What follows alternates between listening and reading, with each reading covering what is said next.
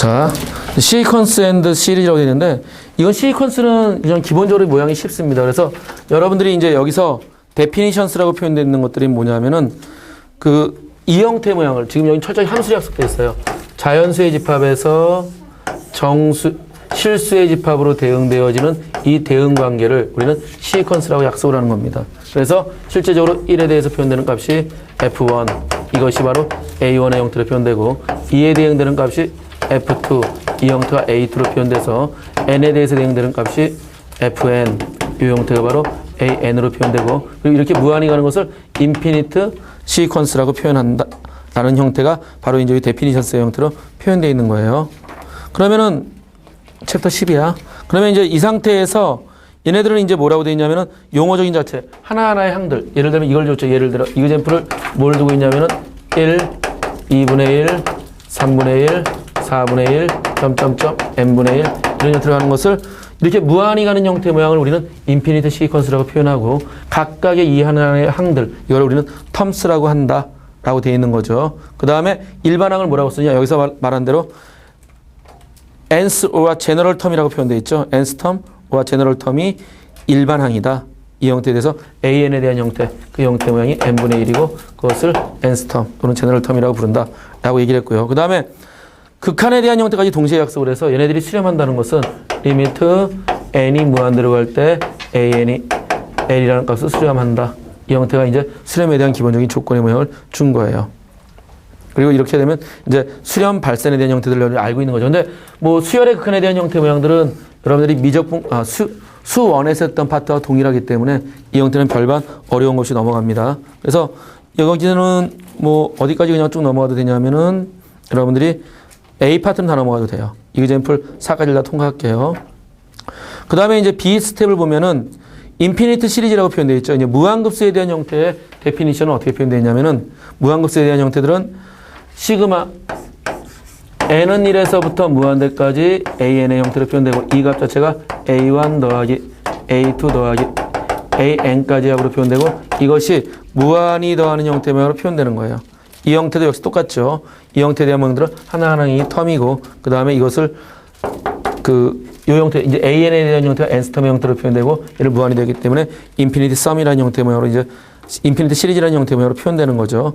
여기서 이제 용어 하나가 나옵니다. 어떤 게 또 나오냐면 P 시리즈가 나와요. 자, P급수라는 형태인데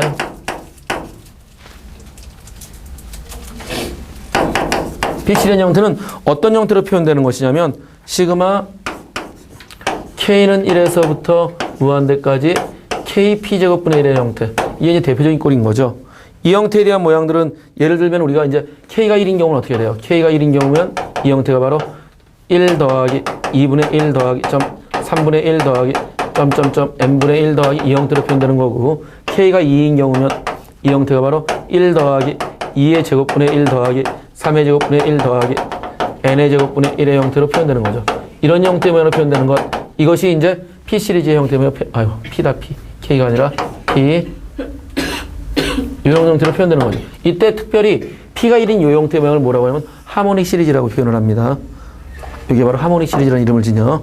그리고 이제 이런 것들에 대한 수렴 발산 여부들을 우리가 따져줘야 되는 거죠.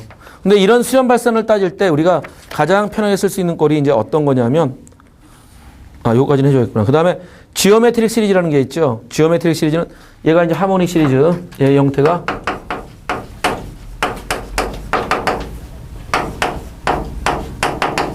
이 형태로 표현되는 것이고 그 다음에 지오메트릭 시리즈라는 게 있어요.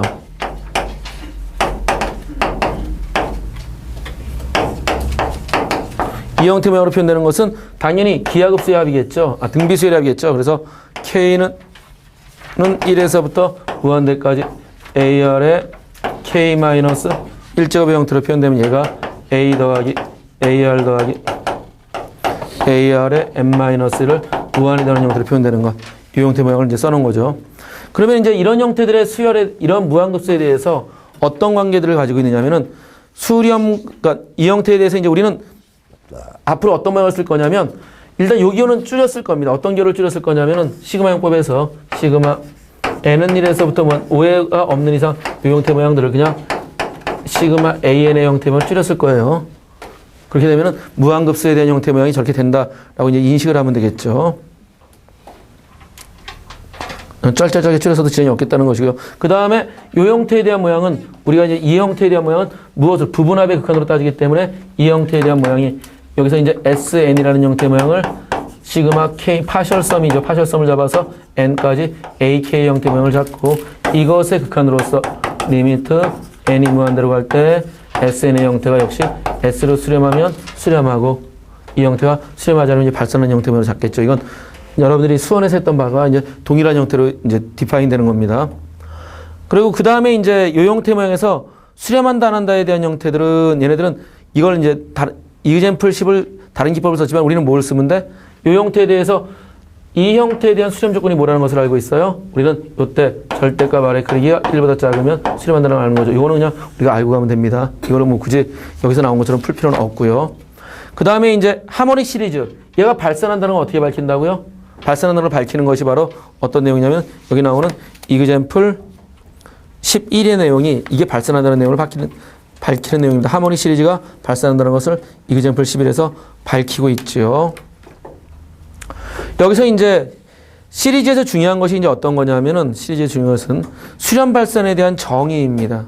수렴 발산에 대한 정의예요. 그래서 첫 번째 CRM이라는 형태로 표현되어져 있는데 CRM이라는 형태로 표현되어져 있는데 우리가 먼저 어떤 것을 인식해 줘야 되냐면은 이 형태를 이제 알게 됩니다. 처음 CRM의 형태의 모양을 써주면 시그마 AK가 이것이 수렴하면 컨버지하면 이 형태에서 뭘 알게 되냐면 리미트 n이 무한대로 갈 때 an이 0으로 수렴합니다. 요거는 이제 증명했던 거니까 이것도 넘어가겠죠. 근데 여기서는 당연히 0으로 가지 않으면 어떤 문제가 생겨? 반례가 안 된다는 걸 조심해야 되는 거죠. 이때 조심해야 되는 것이 바로 뭐냐면 여러분들이 조심해야 될 것이 어떤 것이 있냐면은 여기서 리미트 n이 무한대로 갈 때 an이 0이라 하더라도 시그마 ak가 수렴하지 않는다는 것, 이 형태가 그러니까 수렴한다는 것이 이것이 참이 아니라는 사실을 알아야 되고 이것에 대한 반례가 바로 뭐가 있어? 하모닉 시리즈가 대표적인 반례의 형태로 표현되고 있는 거죠. 그래서 요 구조를 인식을 해야 됩니다. 그리고 이제 여기서 또 하나는 어떤 형태들을 인식하게 되냐면은 CRM 2의 B, 이게 바로 CRM 2의 A의 형태로 표현된 거고 CRM 2의 B에서는 어떤 얘기를 해주고 있냐면은 수렴하는 수열에 대해서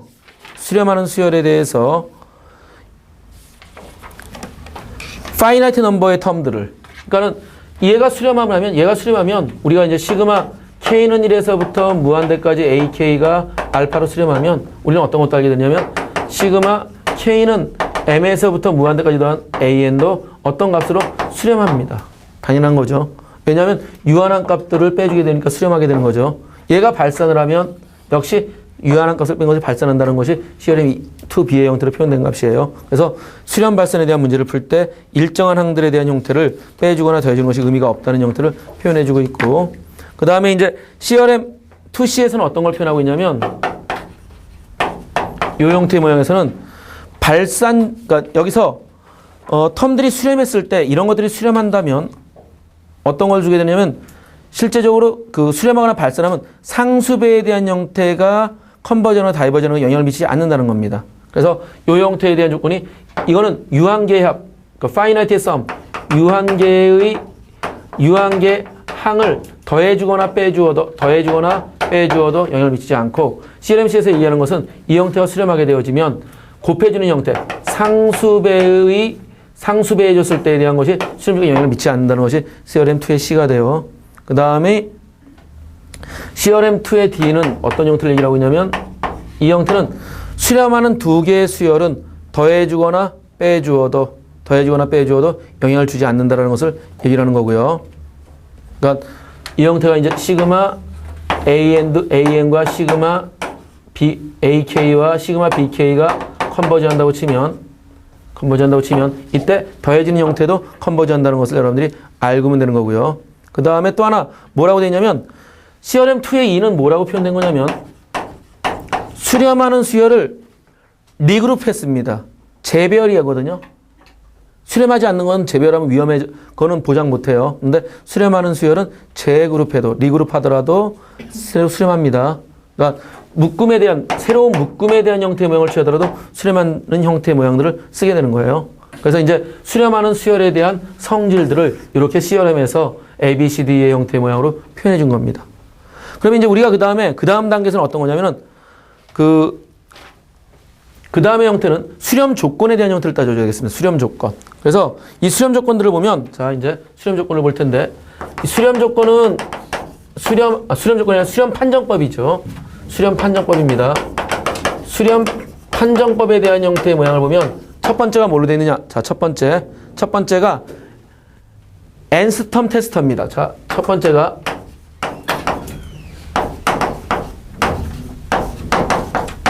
이 형태의 모양을 취하고 있는 겁니다.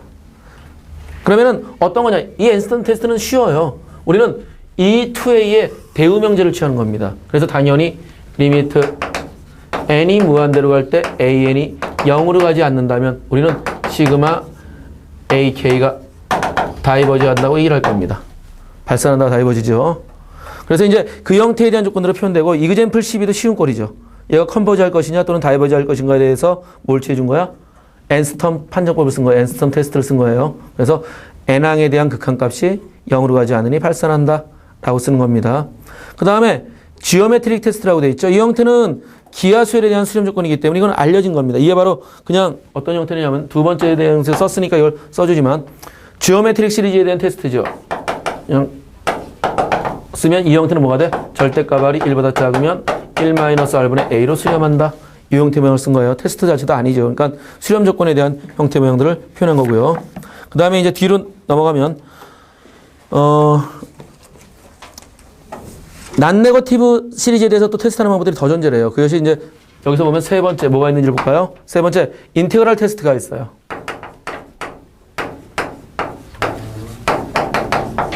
적분 테스트입니다. 이 적분 테스트에 대한 형태들은 어떤 걸로 표현되는 거냐면은, 적분 테스트에 대한 형태를 써보면, 자, 이런 걸 예를 들어 볼게요. 적분 테스트는 좀 모양이 좀 약간 다른데, 자, 이그젠플 14를 봐보세요. 이그젠플 14에서 어떤 예를 들었냐면, 시그마 n 제곱 플러스 1분의 n의 값이 수렴하느냐, 이것의 수렴 여부를 묻고 있어요. 근데 우리는 얘네들이 어떤 식으로 표현되는지 한번 살펴보면, 얘네들은 이렇게 표현되는 겁니다. 1을 넣으면 이런 식으로 표현되면 그래프적으로 보면 이렇게 되는 거예요. 자, 1을 넣는다고 생각을 해보세요. 그러면은 이 함수를 이렇게 잡을 겁니다. 우리는 y는 x제곱 플러스 1분의 x를 잡아보세요. 그러면은 1을 넣었을 때 값이라는 것은 이 형태 값이 이 형태로 표현되는 거죠. 여기가 1이야. 그럼 여기 값이 바로 뭐가 돼? 1의 제곱 플러스 1분의 1이지. 그러니까 이 넓이가 바로 첫 번째 텀입니다. 두 번째 텀은 어떻게 표현되는 거야? 두 번째 텀은 여기가 2의 제곱 플러스 1분의 2로 표현되는 거지. 거기에 높이가 2니까 이것이 바로 2항의 두 번째인 거지. 결국은 이런 텀들을 무한히 더하는 거잖아요. 그렇지? 그러면 우리는 어떤 것을 취하는 거냐면, 이때 두 가지 형태의 모양을 취하는 게, 이 형태에 대해서 이거를 취할 수도 있지만 이걸 이렇게 취할 수도 있어요. 어떤 걸 취할 수도 있냐면, 이때 퍼스트 텀을, 자, 이거 이제 선생님이 이걸 썼는데, 이거는 사실은 이 형태의 모양을 취해주는 것, 이 형태의 모양들을 취해줘서 넘어가는 것들은 얘가 어떤 값을 취하는, 이게 더 큰 값이죠. 그러니까 얘가 이 형태가 일정한 값을 지니면, 자, 얘를 그렇다면 어떻게 펴줘요? 우리는 이 값이 뭐보다 작다는 것을 압니까? 이 시그마에 대한 값이 바로 인테그랄 1에서부터 무한대까지 x제곱 플러스 1분의 x dx라는 형태를 알게 되는 거지. 무한이 되겠잖아. 이것 때문에 뭐가 필요한 거냐? 여러분들이 지난번에 특이적분을 취했었죠. 인프라퍼 맞나? 어떤 특이적분의 형태의 모양을 취한 게 있죠. 인프라퍼 맞을 거야 아마. 자, 지난 시간에, 그치? 그 형태를 했던 이유들이 뭐냐면 이러한 적분 판정법을 하기 위한 도구인 거예요. 그럼 우리는 뭐만 따져주면 돼? 이 형태에 대한 모양을 리미트 a가 무한대로 갈 때 인테그랄 1에서부터 a까지 x제곱 플러스 1분의 x dx의 형태 모양을 취하면 되는 거지. 근데 얘는 뭘로 표현돼? 얘는 얘를 t로 두면, 자, 이제 이거 적분할 때 어떻게 적분해? 이 형태에 대한 적분값은 얘를, 자, x제곱 플러스 1을 t라고 두면 얘는 뭐가 되죠? 2x dx가 dt에 대한 형태로 표현되는 거지. 자, 이게 적분 변수의 변화야. 또 뭐가 일어난다 그랬어? 자꾸 기억을 해야 돼. 적분 변수의 변화가 일어나고 구간의 변화가 일어난다 그랬어. 구간의 변화는 어떻게 일어나는 겁니까? x에다 1을 넣으면 자 x에다 1을 넣어봐. t는 얼마야? 2가 되고 x에다 a를 넣어봐. t는 뭐가 돼? t는 a제곱 플러스 1이 되는 거지. 그러면 얘가 어떤 형태로 바뀌어지는 거냐면 자 붉은색으로 쓸까요? 노란색으로 쓸까요? 이 형태가 리미트 a가 무한대로 갈 때 이 형태가 이 형태에 대한 조건이 치환 조건이 했으니까 인테그랄 2에서부터 a제곱 플러스 1까지 얘가 뭐가 돼?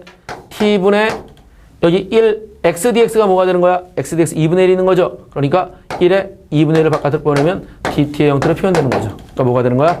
리미트 a가 무한대로 갈 때 이 형태는 2분의 1의 ln 절대값 t에 대해서 2의 a제곱 플러스 1의 형태로 표현되는 거죠. 그러니까 여기서 어떻게 돼?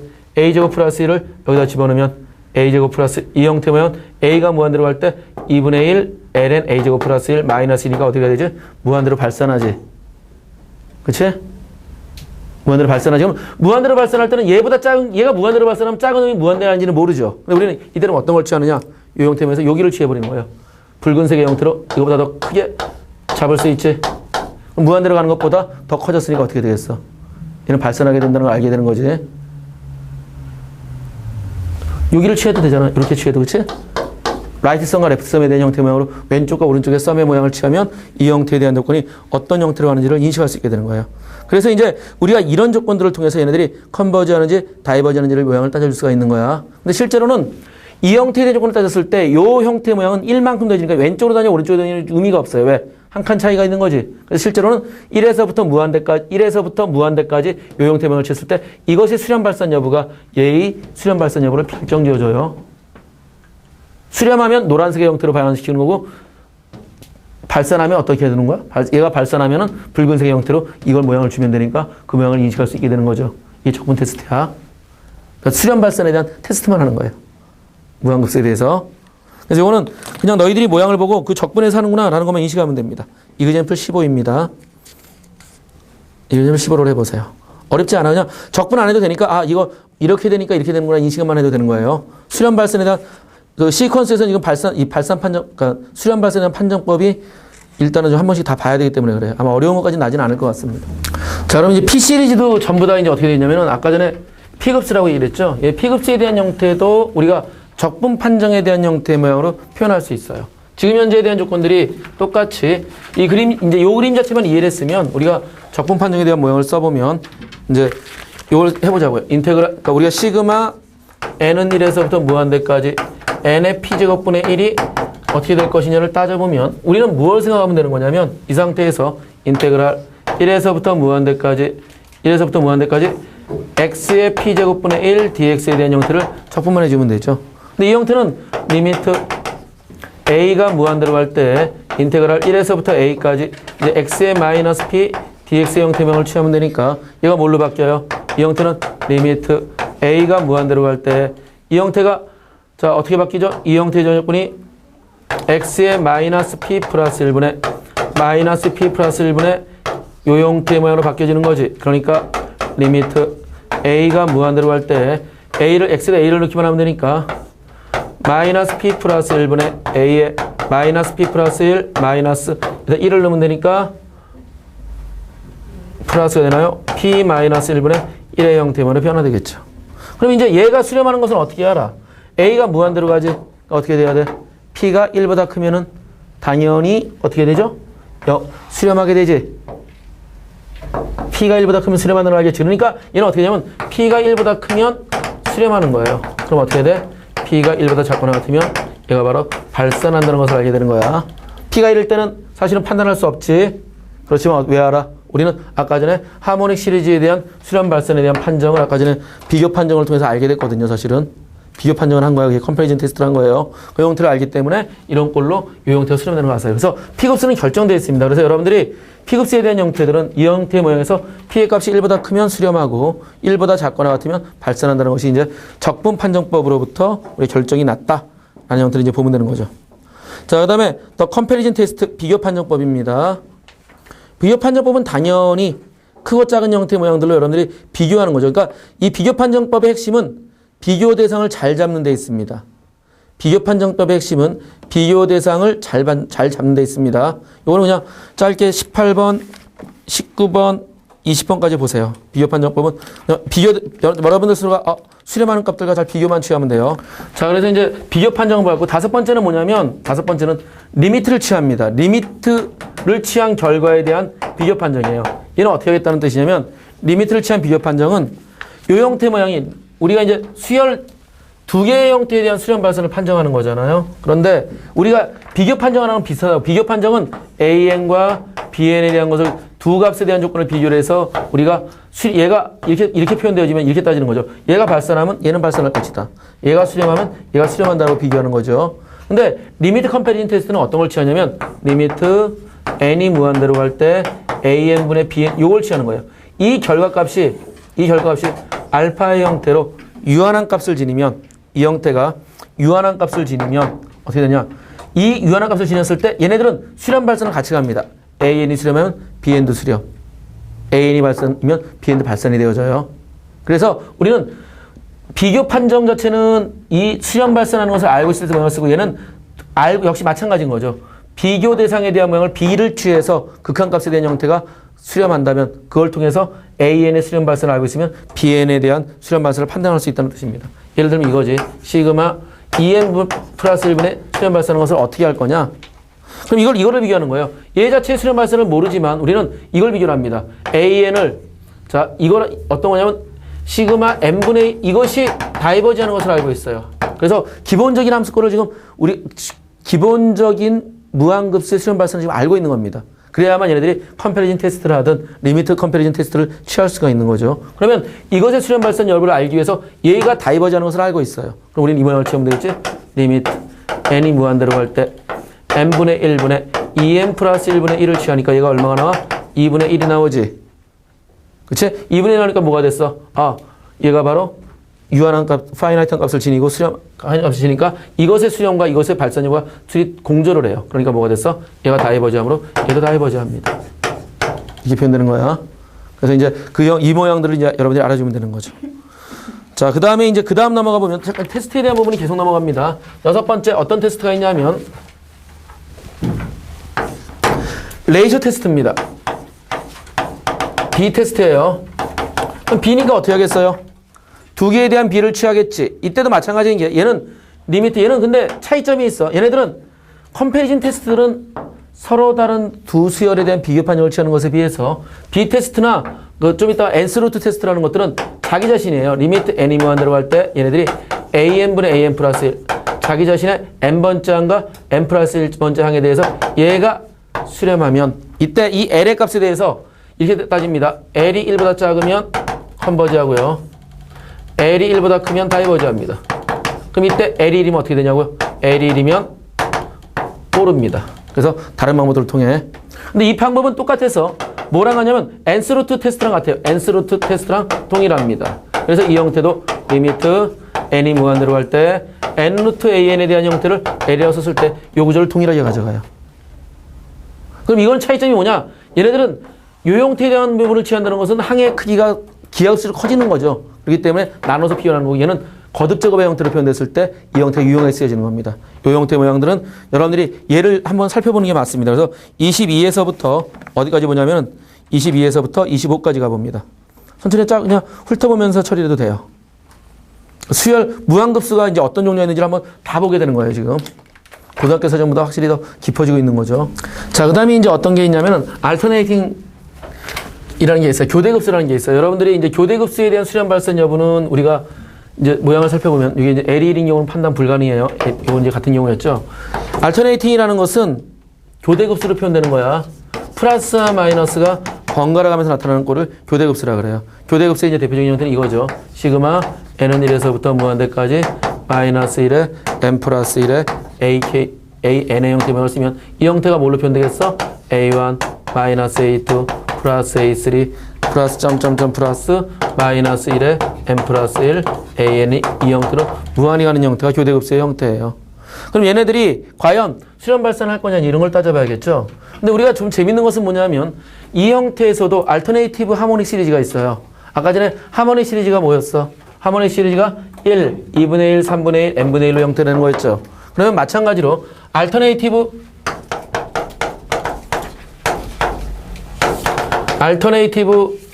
그 하모니의 형태를 써주면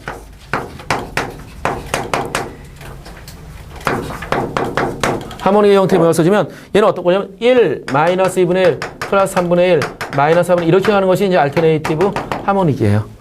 근데 얘는 수렴할 것이냐 발산할 것이냐 요 판정을 따져야겠죠. 근데 이 형태는 잘 보면 이 수렴 판정점의 핵심적인 요소는 어디 있냐면 요 형태까지에 대한 부분들이 전부 다 무엇을 근거로 하고 있냐면 포지티브를 근거로 하고 있습니다. 양수의 형태에서 표현되는 형태 모양에서 나타나는 꼴들이에요. 근데 음수의 형태는 여기서 이제 음의 형태 모양으로 표현되는 것들은 사실은 다 음이면 마이너스 만들어 발산하니까 똑같은 형태로 되어지지만 교대급수가 이제 등장하기 때문에 그런 것이죠. 근데 이 형태 모양을 잘 보면 얘네들의 수렴 발산의 형태는 공식으로 결정되어 있으니까 여러분들이 그 부분을 따라가면 돼요. 그래서 어떻게 되느냐? 이때 얘가 교대급수가 수렴하기 위해서는 그러니까 교대급수가 얘가 컨버지하기 위한 조건이 뭐가 되냐면 컨버지하기 위한 조건이 케이스 1이 an 플러스 1이 an보다 작아야 됩니다. 모든 n에 대해서 이것보다 작아야 되고요. 두 번째 리미트 n이 무한대로 갈 때 an이 0으로 가면 수렴해요. 이 두 가지 조건을 충족하지 않으면 발산입니다. 얘는 수렴할까요? 발산할까요? n 플러스 1, an 플러스 1이 an보다 작지. 그리고 an이 어디로 가? 0으로 가지. 그러니까 얘는 수렴해요. 알터네이티브 하모닉 시리즈는 수렴합니다. 네, 우리가 이제 고등학교 과정에서 이런 문제가 안 나오니까 유용하지 않지만 실제로 이제 교대급수에 대한 해석들을 취했을 때 예전에 이제 여러분들이 모양을 따져보면 이런 것들 나오잖아. 뭐 이런 문제들 같은 거 이제 생각을 해보죠. 여기를 좀 지우고 갈까 이제? 여기를 좀 지우고 가면은 이런 형태는 수렴할까요? 발산할까요? 2분의 1 마이너스 3분의 2 플러스 4분의 3 마이너스 5분의 4 너희들 요거 이제 무한급수에서 수렴 발산 처음에 따져봤을 거라고요. 근데 우리는 이 문제는 알터네이티브이기 때문에 뭐만 따지면 되느냐? 두 개만 따지면 돼요. 첫 번째를 봤더니 an 플러스 1이 an보다 작은 거 맞습니다. 안 맞습니다. 안 맞죠? 그러니까 얘는 어떻게 돼요? 주어진 조건이 어긋나니까 얘는 발산하는 거죠. 근데 실제로는 얘를 이런 걸 안 써도 되죠. 왜냐하면 얘는 더 쉬운 게 뭐야? n스텀 테스트를 쓰면 되죠.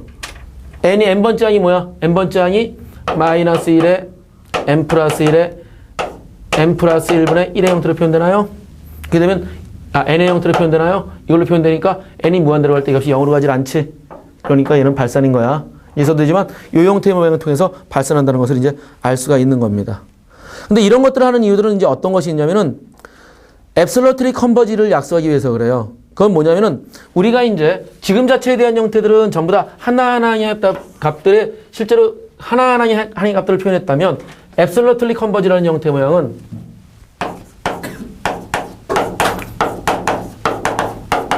컨버지에 대한 형태 모양을 쓴다는 것은 이 형태는 절대 수렴에 대한 조건으로 쓰는 거죠. 그래서 얘가 어떻게 쓰는 거냐면 일반적으로 얘 형태 모양 시그마 절대값 A의 형태 모양을 쓰는 거예요. 그러면 절대값 A1 더하기 절대값 A2 더하기 점점점에서 요것의 형태 모양을 쓰겠다는 겁니다.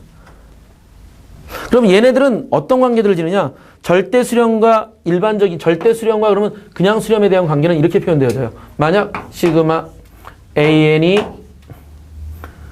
이것이 수렴하면 당연히 뭐는 수렴하겠어?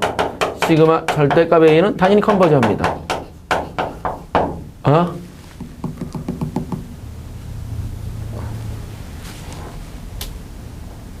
맞을 거야.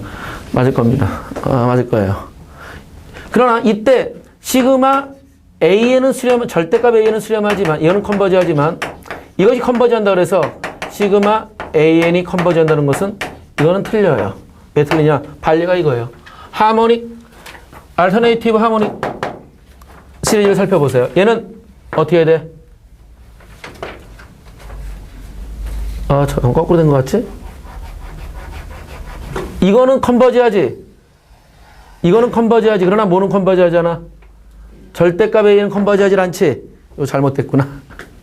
이거 잘못됐지 지금. 이거 잘못됐지. 이게 틀려. 이게 틀려. 그러면 아마 이게 절대 수렴하면 수렴할 거예요. 이게 맞을 거예요. 이게 수렴하면 맞을 겁니다. 이게 수렴하면 맞을 거야 아마. 이게 수렴하면 절대값이 수렴하면 원래 것도 수렴할 거예요. AN이 수렴한다 그랬을 때 절대값 수렴하지 않잖아. 저거 수렴하네요. 얘 수렴. 얘는 수렴하잖아. 얘가 수렴하지만 이것의 절대값은 수렴해 안 해. 하모닉은 수렴하지 않잖아. 얘는 수렴하지만 얘는 수렴하지 않잖아. 안 하지. 얘 수렴 안 하잖아. 더한 거. 지금 이제 이 형태. 그러니까 지금 내가 거꾸로 쓴 것 같아. 그러니까는 이 형태가, 그러니까 시그마 n이 컨버지 하면 한다고 했을 때 절대 수렴한다는 걸 보장을 못 해요. 그러나 절대 수렴하면 수렴할 겁니다. 여긴 성립할 거야, 아마. 하더라, 맞죠? 맞을 거야. 거의 뭐, 틀릴 리가 없어. 근데 이때 이제 어떤 조건이 나오냐면, 그래서 컨디셔널 컨버지라는 것이 나와요. 뭐가 나오냐면, 컨디셔널 컨버지라는 것이 나오지. 조건부 수렴입니다. 이 조건부 수렴은 이제 어떤 형태로 표현되는 거냐면, 여기서 조건부 수렴은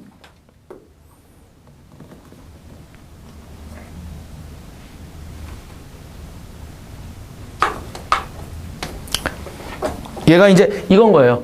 얘는 수렴하는데 절대 수렴하지 않으면 얘가 조건부 수렴이라는 용어를 쓰는 거야. 이게 조건부. A는 수렴하는데 절대값이 수렴하지 않으면 그것이 조건부 수렴의 용어를 씁니다. 그래서 앱솔루트 컨버전스하고 그 다음에 조건부 수렴에 대한 용어가 여기서 약속되는 겁니다.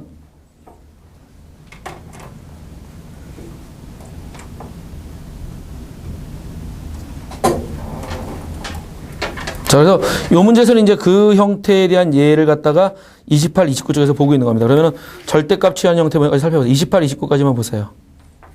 28, 29. 자, 이제 몇 급 씁니다. 파워 시리즈인데, 이제 몇 급수는 이제 정확히 일반적인 몇 급수의 형태는 이렇게 약속되어져 있는 거예요. 어떻게 약속되어져 있냐면, 시그마 K는 0에서부터 무한대까지 AK의 X의 K제곱으로 약속됩니다. 이를 전개해주면 A0 더하기 A1 X 더하기 A2 X의 제곱 더하기 점점점 더하기 AK의 XK를 무한히 더하는 형태가 이것이 몇 급수의 형태의 모양으로 표현되는 거예요. 여기서 이제 이 형태에 대한 것들, 이 각각에 대한 A0, A1들이 이 몇 급수의 코피션트 상수들인 것이고요. 그 다음에 이제 X들이 변수의 형태 모양으로 표현되는 거죠. 근데 여기에 대해서 어떤 것이 있냐면은 이 형태가 이제 그 X에 대한 몇 급수인 겁니다. 그런데 우리가 하나를 더 쓰는 게 있어요. 뭐냐면 파워 시리즈 in X-A가 있습니다. 얘는 파워 시리즈 in X고요. 어떤 것이 존재하냐면은 시그마 K는 0에서부터 무한대까지 AK의 X-A의 K제곱으로 표현된 요 꼴이 있어요. 이 형태 모양은 뭘로 표현되는 거냐면 A0 더하기 A1 X-A 더하기 A2 X-A의 제곱 더하기 점점점 더하기 AK의 X-A의 K 플러스 형태로 표현되고, 이 형태가 파워 시리즈 in X-A의 형태의 모양으로 표현되는 꼴인 겁니다. 이제 우리는 이 형태에 대한 모양, 그러니까 이거는 A가 0인 경우에 특별한 경우이고, 이 형태는 일반적인 모든 경우에 대한 조건들로 표현되는 거예요. 근데 이런 형태들에 대해서 이제 뭐를 쓰게 되느냐면, 이 형태를 이제, 이 형태를 A에 대한 이제 몇 급수라고 하는데, 이 형태가 A에 대한 몇 급수라고 표현되어 주는데, 얘네들은 뭘 가지냐면, 이 몇 급수는 수렴 반경들을 지녀요. 수렴 반경들을 지닙니다. 그럼 이런 수렴 반경들을 구하는 것이 일이 되는 거예요. 이때 당연히 수렴한 경우는 어떤 경우에 수렴할까요? 첫 번째, X가 A면 얘네들은 당연히 수렴합니다. 그렇죠? 그 다음에 또 어떤 경우에 수렴할 수 있냐면은 얘네들은, 그러니까 이 수렴한다는 조건은, 그러니까 이 케이스가 세 개라는 거야. 다음 중 하나에 해당돼요. 얘네들은 다음 중 하나에 해당됩니다. 다음 중 하나. X는 A일 때만 수렴하는 경우가 생겨요. X는 A일 때만 수렴. 두 번째는 모든 X에 대해서 수렴할 수 있습니다.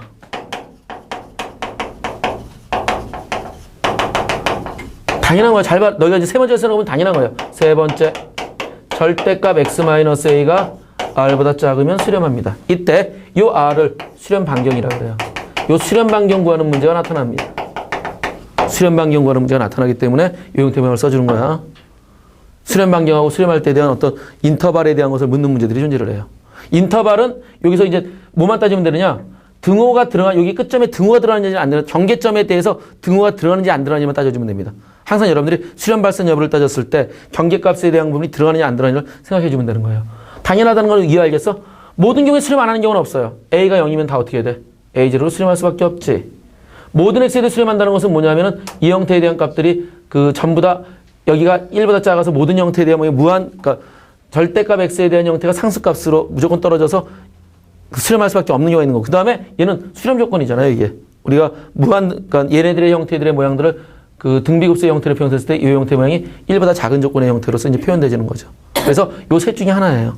이 셋 중에 하나. 여기서 표현하는 것은 지금 이제 그 이쪽에서 이 컨버전스에 대한 형태를 표현하는 것들이 요것에 대한 모양들을 이제 표현해주고 있는 겁니다. 셋 중에 하나라는 것을. 그리고 우리가 이제 모양을 보면은 인터벌이라는 형태는 인터벌은 어떻게 나타나느냐? 수렴 반경, 이게 수렴 반경이고, 이 형태가 수렴 반경이고, 인터벌이라는 형태는 절대값 x-a가 얼보다 작은 거죠. 그러니까 x-a의 범위가 마이너스 r보다 크고 r보다 작은 형태로 표현되지만, x가 a-r과 a 플러스 r의 형태로 표현되지는데, 이때 뭘 고민해야 되느냐? 이 상태에서 등호가 들어가는지 안 들어가는지가 이게 인터벌의 결정에 핵심적인 요소가 됩니다. 인터벌은 구간이라는 형태 모양은 요 경계값에서 등호가 들어가는지 안 들어가는지를 요걸 대입해서 확인해 줘야 되는 거예요. 그래서 수렴 반경과 인터벌은 달라요. 수렴 반경은 여기서 요것보다 작으면 무조건 얘가 수렴 반경이고, 그 다음에 이 형태에 대해서 인터벌이라는 것은 요 경계값에 대한 부분이 들어가느냐 안 들어가느냐 형태의 모양으로 표현되는 겁니다. 수렴형은 레이디어스 오브 컨버전스라고 표현되는 것이고, 얘는 인터벌이라고 표현되는 것을 여기서 얘기를 하고 있죠. 인터벌하고 컨버전스라고 표현되어 있는 거야. 그러면 지금 여기서 이제 그 다음 이그젠플을 보면, 이그젠플 번호가 잘 안 보이긴 하지만 420번에 있는 이그젠플을 보면 뭐라고 되어 있어? find, 여기서 컨버전스 했을 때 1 플러스 420쪽이죠.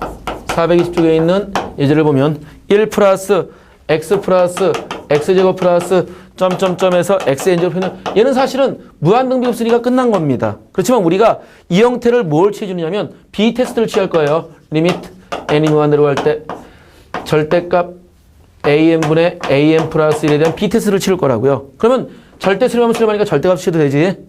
절대 수렴하면 수렴하는 이유가 왜 이게 필요한 거냐면 아까 전에 이런 것에 음수값 나올 때 번거롭죠. 그럼 다 절대값을 취했을 때 그거를 표현할 수 있기 때문에 그래요. 그러면은 이 자체에 대한 모양이 뭘로 표현돼? 리미트 n이 무한대로 할 때 x의 n제곱분의 xn 플러스 1제곱이고 이 형태가 바로 x로 나오니까 이 절대값 x가 어떻게 되는 거죠? 이 절대값 x가 1보다 작으면 바로 여기서 아까 전에 레이저 테스트를 했죠. 이게 1보다 작으면 수렴하는 거예요. 물론 우리는 무한등비급수라는 것을 알고 있기 때문에 수렴 조건을 알지만 일부러 이제 수렴 조건과 인터벌에 대한 모양을 따져서 이걸 취해주는 거야. 그러면 어떻게 나타나겠어? x의 범위가 마이너스 1과 1 사이일 때 수렴하는 겁니다. 이게 바로 뭐가 돼? 얘가 바로 요 1이, 이 1이 바로 레디어스 수렴 반경. 그 다음에 인터벌은 이 상태에서 이걸로 인터벌이 아니에요. 어떻게 해야 된다고? 마이너스 1을 여기다 대입해 봅니다. x에다 마이너스 1을 대입했더니 수렴하지 않아? 아는 거지. 발산이니까 안 들어가는 거예요. x에다 1을 대입했더니 발산하죠, 무한대로. 그러니까 수렴 반경, 이게 바로 뭐가 되느냐? 이것이 바로 인터벌 오브 컨버전스가 되는 겁니다.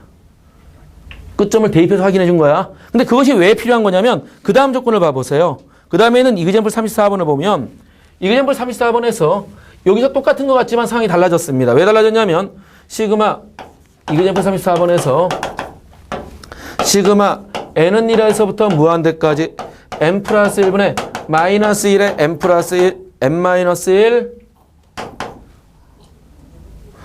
x에 n 마이너스 1을 줬지. 그럼 얘에 대한 형태가 뭔지를 보세요. 얘도 똑같이 레이저 테스트를 거치게 되면 리미트 n이 무한대로 할 때 자, 이거 써줄게. n 플러스 1분의 마이너스 1에 n 마이너스 1에 x에 n 마이너스 1 n 플러스 1분의 마이너스 1에 n 마이너스 1에 an 플러스 1이니까 그게 아니지.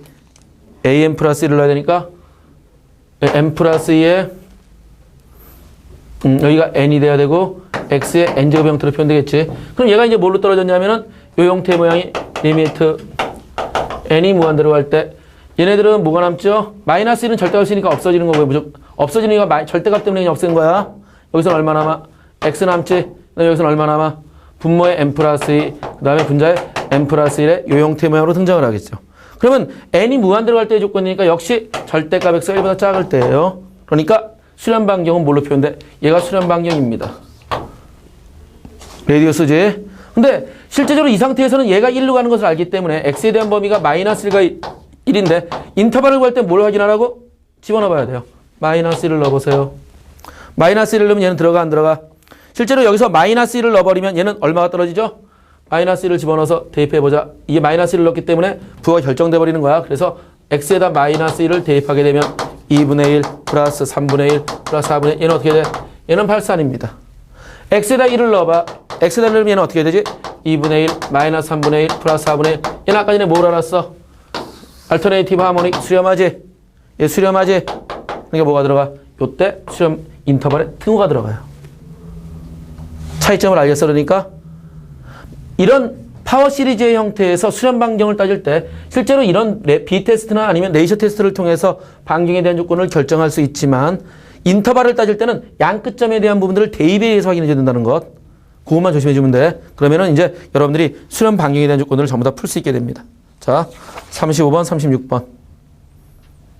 37번까지 짧게 보세요. 그러니까 거기 있는 거 훑어보면서 나 이런 거구나 하는 걸 인식하는 게 중요한 거야, 지금.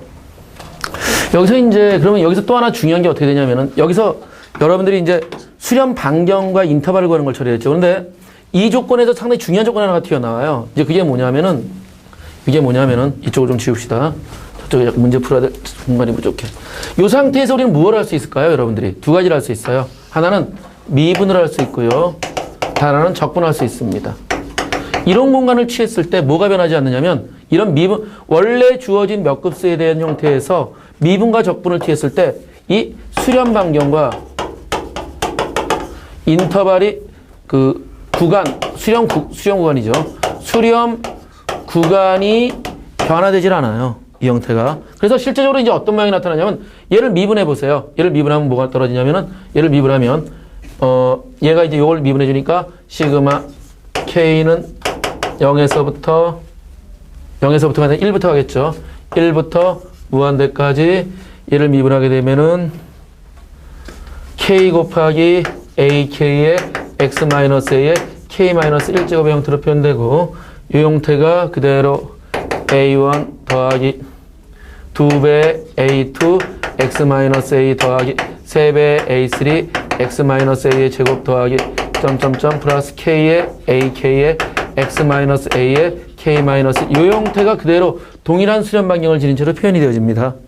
그 다음에 마찬가지로 적분을 하게 되면 어떻게 되죠? 얘를 적분하게 되어지면은 이 형태는 적분해주면 얘를 적분해줬으니까 K 플러스 1이 앞으로 떨어지지. 그러니까 이 형태는 시그마 K는 0에서부터 무한대까지 K 플러스 1이 넘어오니까 K 플러스 1분의 AK의 X-A의 K 플러스 1의 형태 모양으로 표현되어지고 이 형태에서 1부터 차례대로 집어넣으면 1을 넣어주니까 2분의 A1 더 2분의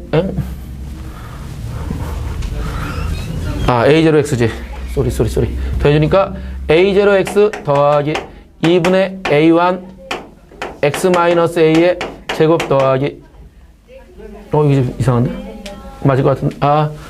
적분을 이렇게 해야 되는데 적분을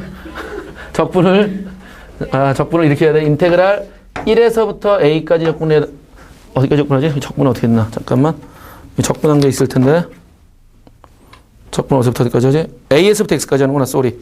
적분은 A에서부터 X까지 해야 돼요. 인테그랄 A에서부터 X까지 시그마 K는 1에서부터 0에서부터 무한대까지 이걸 적분하는 거죠. AK의 X-A의 K제곱을 이걸 적분한 거야. 0에서부터 X의 형태로. 그러니까 이 형태가 요걸 0에서부터 A에서부터 X까지 적분하기 때문에 이 형태의 모양이 이렇게 바뀌는 거죠. 어떻게 바뀌는 거냐면은 이 자체가 A0의 X-A 더하기 2분의 A1의 X-A의 제곱 더하기 점점점에서 K 플러스 1분의 AK의 X-A의 K 플러스 1 플러스 이렇게 넘어가는 거예요. 근데 이게 왜 의미가 있는 거냐면 지금 실제로 이 파워 시리즈가 왜 의미가 있을까요를 생각을 해봐야 돼요. 파워 시리즈가 왜 의미가 있을까? 실제적으로 우리는 어떤 걸 하고 싶은 거냐면은 이런 형태들의 모양을 치면 얘네들은 물론 다항함수의 꼴을 무한히 더한다는 거죠. 이것은 다항함수의 꼴을 무한히 더하는 겁니다. 그러나 우리가 일반적인 모든 함수를 다항함수로 해석할 수 있다면 해석이 쉬워지는 거예요. 즉 그런 형태들은 사인 함수라든지 지수함수, 로그 함수 이런 함수를 방함수에 근사시켜서 볼 수 있다면 편한 꼴이고 그 형태의 모양을 하기 위한 전체 지금 전작업을 하고 취하고 있는 것이라고요. 그러면 우리는 이제 어떤 걸 취할 수 있냐면 실제적으로 여기서 얘기하는 것을 보면 이런 어떤 주어진 함수들을 다 몇 급수로 표현할 수 있겠느냐 그런 걸 물어보고 있습니다. 네, 그렇다는 거죠. 그 형태가 바로 뭐냐면 지금 여기에서 얘네들은 그 423쪽을 펼쳐보세요. 423쪽을 펼쳐보세요. 이그젬플 39. 여기서 얘를 갖다가 지금 뭐라고 되어 있는 거냐면 이그젬플 39를 보면 1-x제곱분의 1에 대한 형태의 모양을 무엇으로? 이 형태에 대한 조건을 몇 급수로 표현하는 방법을 연습하고 있습니다. 어떻게 하고 있어요? 나눗셈에 의해서 얘네들은 몇 급수로 표현하고 있는 거예요. 자, 실제로 이것을 얘네들은 이짓거리를 했습니다. 근데 이제 이게 상당히 유명한 식들이에요. 지금 여러분들이 보면. 그러면 얘를 어떻게 하는 거냐면 1로 나눴으니까 진짜로 나눠버렸습니다. 얘를 어떻게 하냐 나눴습니다. 1을 1-2x 플러스 x제곱으로 나눌 거예요. 그럼 첫 번째 1을 쓰면 얼마가 돼? 이 생각을 하는 사람도 대단한 거죠. 지금 나눴으면 쳐서 이해됐으니까 빼줘봐. 빼주니까 뭐가 나와? 2x x제곱이 나오는 거죠. 여기 뭐가 필요해? 플러스 2x가 필요하지. 그러니까 2x 4x의 제곱 플러스 2x의 세제곱이지. 빼줘봐. 3x의 제곱 마이너스 2x의 제곱이지. 뭐가 또 필요해? 플러스 3x의 제곱이 필요하지. 그러니까 또 빼줘봐. 3x의 제곱 마이너스 6x의 세제곱 플러스 3x의 4제곱이지. 빼줘봐. 4x의 세제곱 마이너스 3x의 제곱이지. 또 뭐가 돼? 플러스 4x의 세제곱이 나가지. 그러니까 얘가 뭘로 표현되는 거냐면 1 플러스 2x 플러스 3x의 제곱 플러스 4x의 제곱 이렇게 형태로 표현되는 이런 무한히 나가는 몇 급수의 형태로 표현이 되고 있는 거예요. 그렇지? 그러니까 실제로 얘의 형태는 n 플러스 1의 x의 n제곱의 형태로 표현되는 몇 급수 꼴인 겁니다. 맞아요? 근데 실제로 이걸 보다 더 쉽게 표현하는 게 있는 거죠. 지금은 나눗셈에 대한 형태 모양을 취해서 실제로 몇 급수적인 표현을 얻어낸 거죠. 근데 우리는 이 형태 모양을 무엇으로 따지냐면 기하급수의 형태에서 접근해 볼 겁니다. 나는 자 1-x분의 1을 몇 급수를 취해 보세요. 1-x분의 1.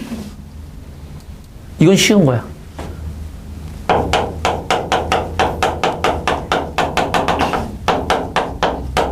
이거잖아. 어? 하나 더 써야겠는데? 자.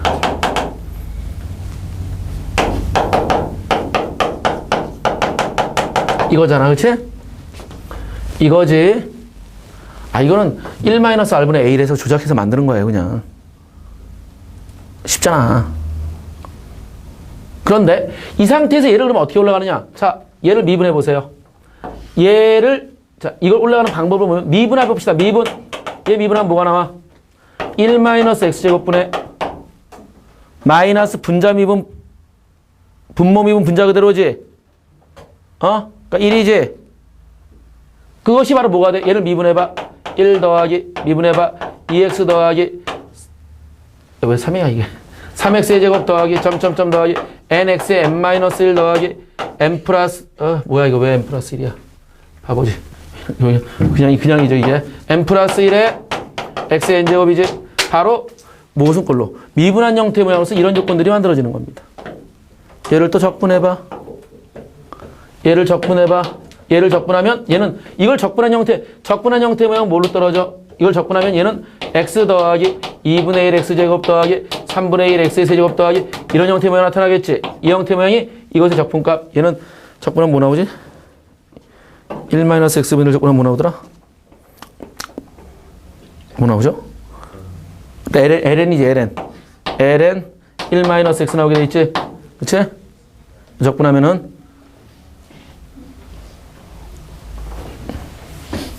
1-x분의 이거 적분하면 이게 나오게 돼 있지? 아, 마이너스가 붙나? 마이너스. 그러니까 이런 형태들의 모양을 통해서 우리는 정분과 미분 통해서 이 모양들을 만들어내는 거예요. 알겠어? 근데 이제 그 다음의 조건에서 그럼 이런 것들을 통해서 이제 뭘 하느냐? 우리는 테일러 급수 전개라는 것을 이제 전개할 겁니다. 테일러 급수라는 것을 이제 만들어낼 거야. 이게 이제 여기서 목적인 거야. 지금 시리즈를 형태라는 것들은 사실은 판정법이라는 게 하나하고 그 다음에 지금처럼 파워 시리즈 형태를 통해서 다항함수의 꼴로 근사시키는 방법들을 취하는데 그 형태의 핵심 요소가 테일러 급수인 거예요. 이 형태의 모양들을 우리가 취하게 되면 어떤 형태들의 모양들로서 모든 급수 전개를 할 수 있게 되느냐면 fx는 전부 다 이 형태 모양으로 미분 가능한 함수에 대해서 이 모양을 전부 다 전개할 수 있게 되어져요. 어떤 모양이냐면 테일러 흡수라는 형태가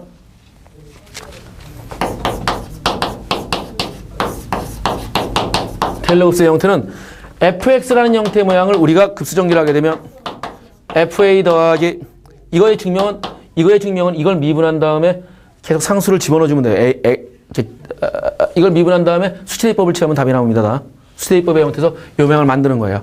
f'의 a의 x-a 더하기 2 팩토리얼분의 f2'a의 x-a의 제곱 더하기 3 팩토리얼분의 3번 미분한 것 a의 x-a의 세제곱 더하기 m 팩토리얼분의 n번 미분한 것에 a의 x-a의 n제곱으로 표현되는 것. 이게 테일러 흡수 전개라는 형태의 모양입니다. 이게 테일러 흡수 전개야. 이때 맥클레린 시리즈라는 게 존재를 해요. 테일러 시리즈에 대해서 특별히 맥클레린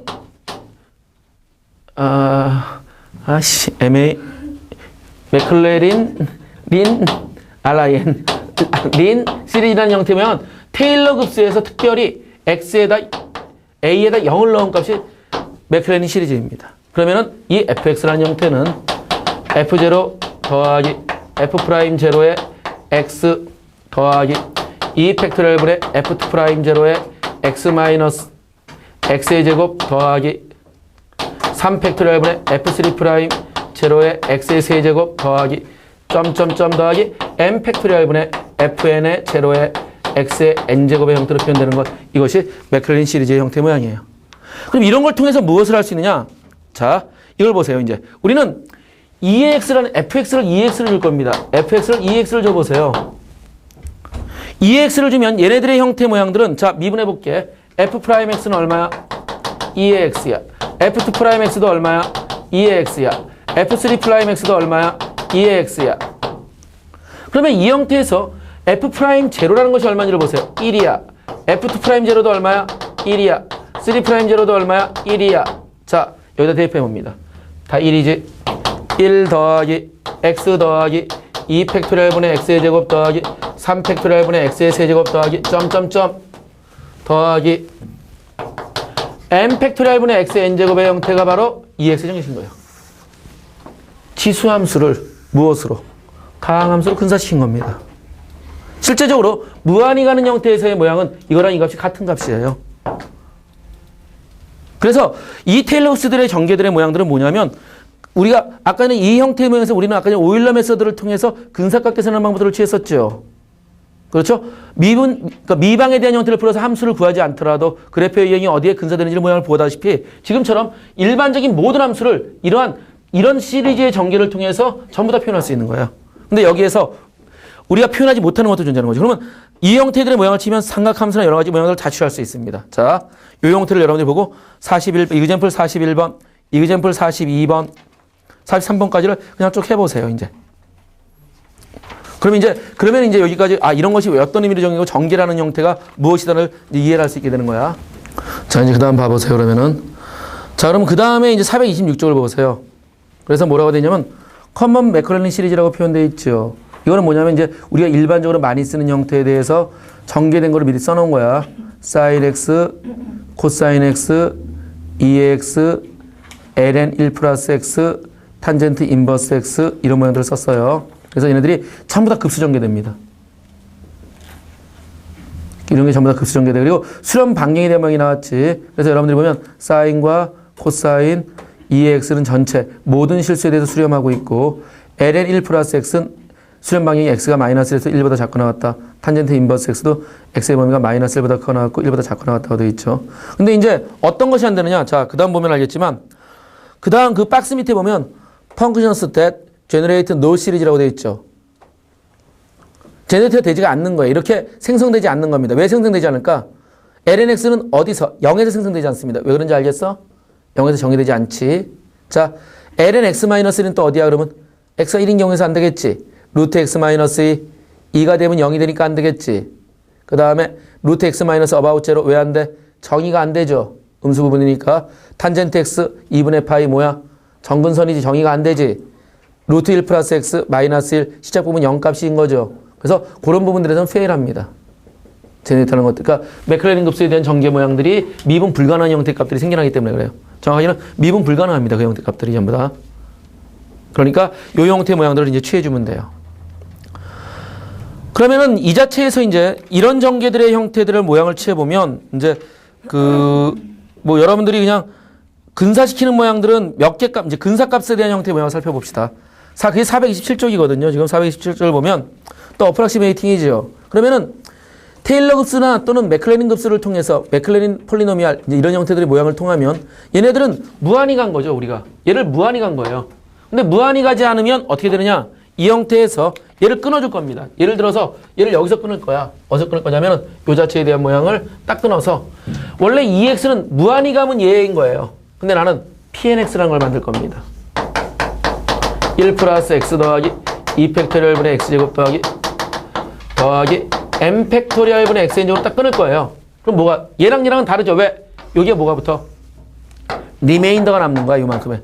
이게 바로 뭐가 되지? 오차가 되는 겁니다. 그러나 우리는 어떻게 했어? n차 방식으로 EX를 큰사시킨 거예요. 이것을 바로 뭐라고 하느냐? 맥클레린 폴리노미알이라고 표현하는 겁니다. 맥클레린 급수 전개된 것에 대해서 리메인더 n항까지만 딱 끊어놔버린 거죠. 그러면 테일러 폴리노미알은 뭐겠어요? 테일러 급수 전개에서 무한대로 가는 뒤쪽 항을 끊어놓는 것이 테일러 폴리노미알의 형태로 표현되는 겁니다. 이때 이 뒤에 남는 항을 우리는 뭐라고 하느냐? 리메인더라고 표현을 해요. 그래서 그것이 오차에 대한 한계의 형태 모양으로 표현되는 겁니다. 지금 이제 이 형태 모양을 그 밑에 있는 형태를 보면 자 427쪽에 밑에 있는 엑서사이즈를 봐보세요. 뭐라고 되어 있어? Find Taylor Polynomial of order 4라고 되어 있지. 4항까지의 폴리노미알입니다. 그러니까 오더 4니까 어떻게 돼? x의 4제곱까지 했으니까 4번까지 하고 딱 끊어버리면 되는 거죠. 그리고 그 상태에서 근사각에서는 어떻게 하라고 되어 있어? approximate f 0.25지. 그러니까 계산기에서 그건 집어넣는 거예요. 0.25의 값을. 그러면 approximate 된 값이 나오게 되어 있는 거죠. 근사값이 나옵니다. 그러니까 이건 놀라운 거라는 거죠. 2x에 대한 값들을 뭘로 모르냐면 이 값도 모르는 상태에서 우리는 다항함수 전개식을 통해서 근사시킬 수 있는 모양을 얻어내는 것은 놀라운 겁니다. 그 형태의 모양을 주고요. 그 다음에 이제 이 형태의 모양들은 다 리메인더와 그 다음에 오차에 한계되는 부분을 넘어가는데 신기한 거 한계를 하고서는 이제 마무리를 해야 될 것 같아요. 가장 역사적으로 좀 유명한 시간을 처리하겠습니다. 자, 앞쪽에 있는 내용들은 이제 나중에 필요한 것들만 땡겨 쓰면 되는데 437쪽을 잠깐 봐보세요. 437쪽을 봅니다.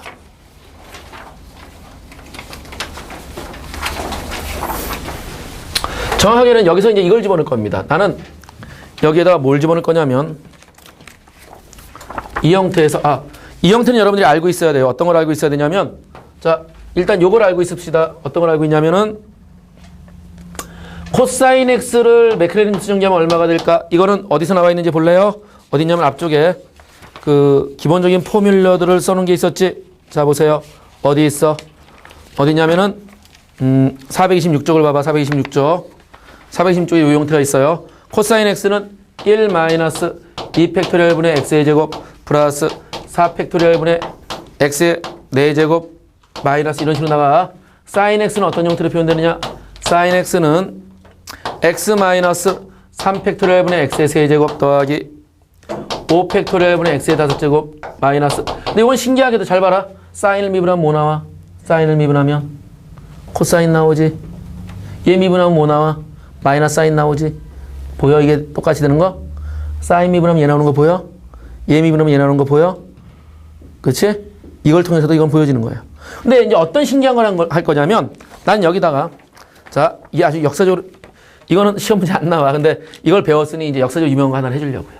여기다가 IX를 집어넣을 거야. IX. 2의 IX를 집어넣겠습니다. 뭐가 될까요?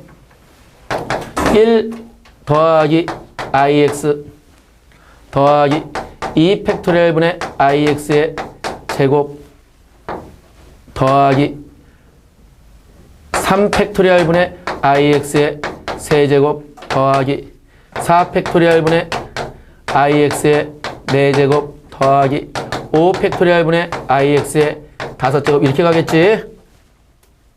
자, 이 형태가 뭐가 되는지 봐보세요. 얘가 뭐가 될까요? 얘가 과연 얘가 뭐가 되는지 느껴져? i제곱 마이너스 1이지. i제곱 마이너스 1이지. 1이지. 자, 얘 바뀐다. 마이너스가 됩니다. 얘가. 여기가 2팩토리얼 마이너스 x제곱 됐습니다. 여긴 플러스입니다. 없어졌죠. 여긴 뭐가 되는지 볼까? i를 묶어낼게. i를 묶어내니까 i 세제곱 뭐가 됐어? i를 묶어놨으니까 여기가 바로 마이너스가 되지요. i를 묶어냈으니까 요거 없어지지요. 뭐가 되는지 보여지니? 코사인 x 플러스 i 사인 x가 나오는 거예요. 그래서 실제로 2의 ix라는 형태의 모양은 이렇게 전개되어집니다. 이것이 이제 나중에 여러분들이 문과 쪽이기 때문에 이과 쪽은 굉장히 중요한 식이에요. 근데 여기서 역사적으로 유명한 식이 이게 아니야. 한 개 또 갑니다. 요걸 얻어냈어. 자, 요걸 얻어냈어. 역사적으로 아주 유명한 식이 바로 뭐냐면, 역사적으로 아주 유명한 식이 요 상태에서 x에다 파이 넣을 거야. 파이. 뭐가 되는지 볼래? 2의 i 파이는 뭐가 됐죠? 파이 얼마게? 코사인 파이 얼마게? 얘는 얼마게? 0. 수학에 있어서 가장 중요한 숫자들이 다 등장합니다. 0과 1과 파이와 i와 자연대수 2가. 이 식이 성립하는 식이야. 역사적으로 유명한 숫자들이 다 등장하는 수식입니다. 이 테일러 수정기에서 증명됩니다. 저거 유명한 수식입니다. 자, 그래서 이제 실제적으로 여러분들이 이 형태는 왜냐하면 이 수업을 들어야 되는 이유가, 들으라고 하는 이유가 시리즈나 이쪽 부분들은 여러분들이 고등학교 과정에서 설명되는 부분들이 아니에요. 이거 정상적으로 대학교 수업을 많이 진행한 사람이면 이 수업들을 진행을 잘 못해요. 그냥 외워라 이런 거라고 일하는데 실제로 이제 역사적인 의미나 이런 것들이 왜 이렇게 되느냐. 파워 시리즈의 형태들을, 이런 형태들을 전개하는 모양들은 다항함수를 근사시킨 게 우리의 목적인 겁니다. 그걸 전개하기 위해서 몇 급수라는 형태를 약속을 하고 미분되었을 때나 적분되었을 때 수렴 방향이 같다. 그 형태들을 통해서 이제 급수 전개 모양을 이뤄내는 것이죠. 그리고 이제 우리는 요 형태들이 같은 거기 때문에 근사각 계산을 취할 거다. 라는 형태 모양을 보면 될 것 같아요. 내일은 캘큘레이터 사용법하고 그 다음에 이제 이제부터는 실전 대비 들어갑니다. 그래서 여러분들이 매일같이 와서 이제 문제 풀고 모르는 걸 확인하면서 이제는 실전적으로 점수가 나오도록 만들 겁니다.